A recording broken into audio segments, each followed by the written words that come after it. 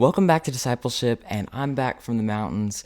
I didn't post for a few days. We actually were hoping we were going to make it home today, and we did. The winds up there were crazy last night. It was like 60 miles an hour plus. We were very thankful that none of the trees fell in our cabin that we were staying at. But we had a great time skiing and tubing and all those great things. So now we're back, and now today we're going to be talking about something that is starting today. It is called Lent. So we're going to be discussing whether or not Christians should partake in Lent.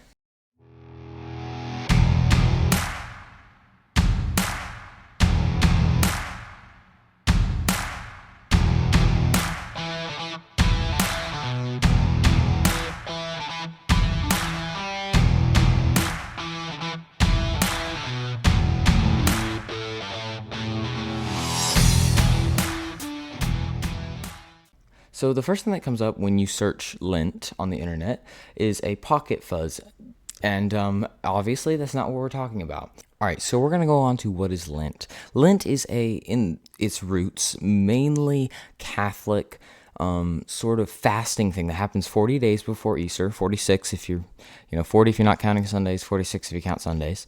And it's where you give up something or fast or something like that. And it starts with I think it was Ash Wednesday, and they put ashes in the shape of a cross on your forehead, and it's like a fasting thing.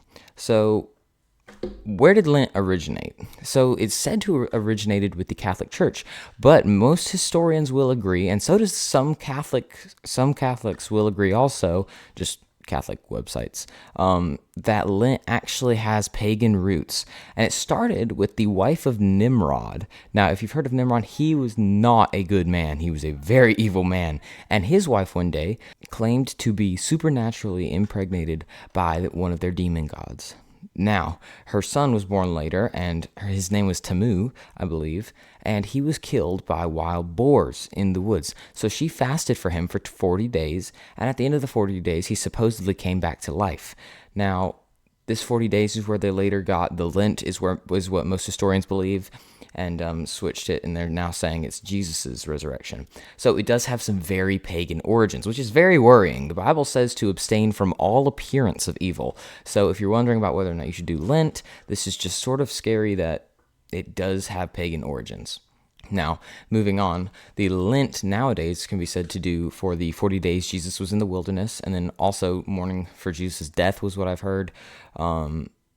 First off, main problem with this right now, Ash Wednesday, you put the ashes on your forehead to show that you're doing Lent. Jesus says that we are to fast in secret.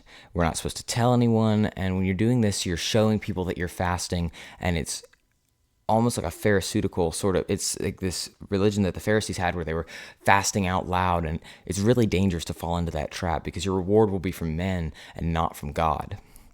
Now, also with Lent, the day before and I don't know how long it is before you start Lent, is Mardi Gras, which has been turned into a very horrible thing nowadays with much evil, so much evil nowadays, New Orleans and a lot of other places.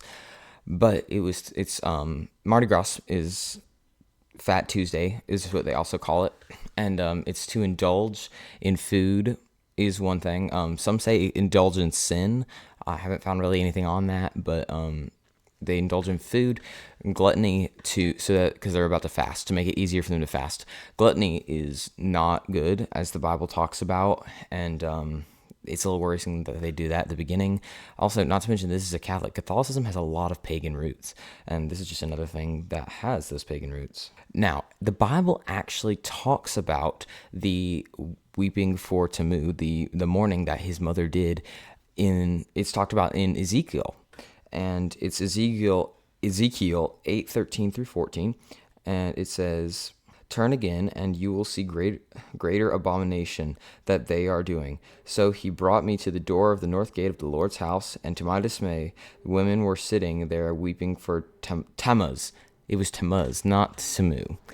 So yeah, this weeping thing. So it's not just. It didn't end with his mom doing it. Apparently, it looks like it's sort of spread out into its own religion, and it's sort of just like moved into other religions. It's something that people do, and it's not good, and it's an abomination to the Lord. Now, if the Bible says again to abstain from the appearance of evil. If there's any chance that this is related, that an abomination is related to Lent, then if there's any chance of that, if there's the appearance of that, then you want to avoid it. And the Bible also calls us to be separate from the world and bringing in these worldly and pagan religions and mixing them. Catholic Church taking pagan sort of events and things and trying to make it part of their own. This is one example. Another example is the soul cakes and stuff. Halloween. It's just a lot of mixed up confusion there with the Catholic Church, and there's a lot of problems. So, to the question, should Christians do Lent?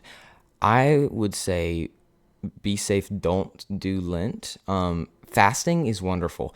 I think that fasting before Easter is a fine thing to do. But don't just limit it to being before Easter. Fast every time you want to grow closer to God, which should be all the time.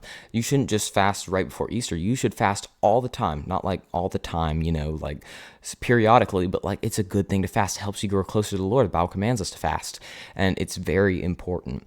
But if you're going to fast just because of Lent, then you're basically partaking in it, and I think it's dangerous. So abstain from the appearance of evil, and I think it's safe to say you should probably be safe and avoid Lent. But thank you for listening to this episode of Discipleship. I hope that this has been enlightening for you and that you've learned a little bit about Lent. I've learned a lot about it in the past day, and I've been doing a lot of research thanks to a friend that brought it up.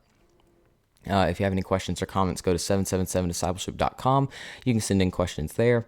And we are going to start doing some new stuff soon, and I'm excited to show you all that. And we'll see you next time on Discipleship.